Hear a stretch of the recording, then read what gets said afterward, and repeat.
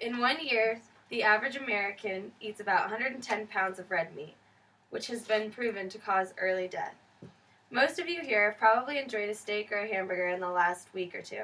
However, these foods have been proven to cause a variety of health problems, including heart disease, diabetes, and cancer.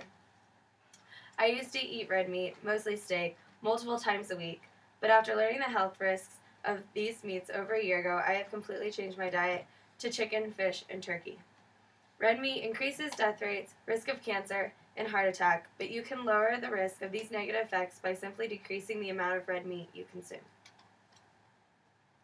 Now that you have an idea of the risks of red meat, let me inform you why red meat is bad for your body.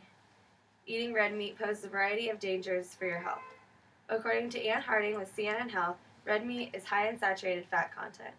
Harding adds, processed meats contains a certain additives that in high quantities are believed to promote cancer as well. Harding says charring red meat at high temperatures can produce carcinogens on the surface, causing heart disease. According to iFood, recent scientific researches showed red meat doubles the risk of colon cancer.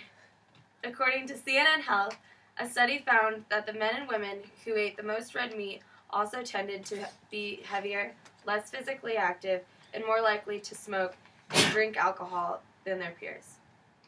According to a study by Harvard Worldwide, diabetes has reached epidemic levels, affecting nearly 350 million adults. In the U.S. alone, more than 11% of adults over age 20, 25.6 million people have the disease. According to the Centers for Disease Control and Prevention, most have type 2 diabetes, which is primarily linked to obesity, physical inactivity, and unhealthy diet. The study at Harvard followed 37,000 men for 20 years and 79,000 women for 28 years. They combined data with data from existing studies, and that totaled 442,000 participants, whom over 28,000 developed type 2 diabetes. Researchers found that a daily 100-gram serving of unprocessed red meat was associated with a 19% increased risk of type 2 diabetes. They also found that one daily serving of half the quantity of processed meat, 50 grams for example, 2 slices of bacon, was associated with 51% increased risk. Now that you have an understanding of why red meat is bad for you, let's take a look at how much red meat Americans eat. In 1 year, the average American eats 110 pounds of red meat. Of that average, the average American eats 62.4 pounds of beef.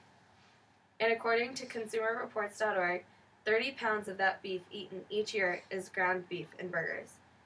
According to Gerald Zernstein, former United States Department of Agriculture scientist, 70% of the ground beef we buy at the supermarket contains something he calls pink slime. A quote from Zernstein reads, "Pink slime is beef trimmings. Once only used in dog food and cooking oil, the trimmings are now sprayed with ammonia so they are safe to eat and add to most ground beef as cheaper filler." Now you have an understanding of how much Americans eat red meat. Now let's see alternatives to red meat that will affect our bodies positively. Eating less red meat will lower your risk of heart disease, cancer, and will ultimately raise your life expectancy. Lean meats, fish, and nuts are a fantastic alternative to red meat. According to CNN Health, lowering red meat consumption to 2 or less servings a week will significantly change the ratings in cancer, heart disease, and death. A quote from a study at Harvard School of Public Health reads, "The researchers found that for an individual who eats 1 daily serving of red meat, substituting 1 serving of nuts per day was associated with a 21% lower risk of type 2 diabetes. Substituting low-fat dairy, a 17% lower risk, and substituting whole grains, a 23% lower risk. Cutting out red meat, which is usually very processed, including hot dogs, bacon, and ground beef, leaves room for organic fruits, vegetables, and grains in one's diet." A quote from Harding with CNN Health reads, "We don't want everyone to be a vegetarian, but avoiding processed red meat altogether may be a good idea. It's better to go with unprocessed products and plant-based foods." Now I believe you understand how you can dramatically change your life by either cutting out or diminishing the consumption of red meat in your diet. Red meat in high quantities is detrimental to the human race. If we take charge of our diets and lower the amount of red processed meat consumed, we will see a huge difference in our lives and the lives of our loved ones. You have the tools and information at your fingertips.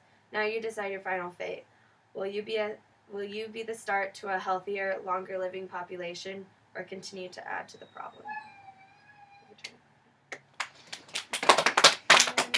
Yeah. I want to be healthy. Oh my God! This Sorry is the about guy.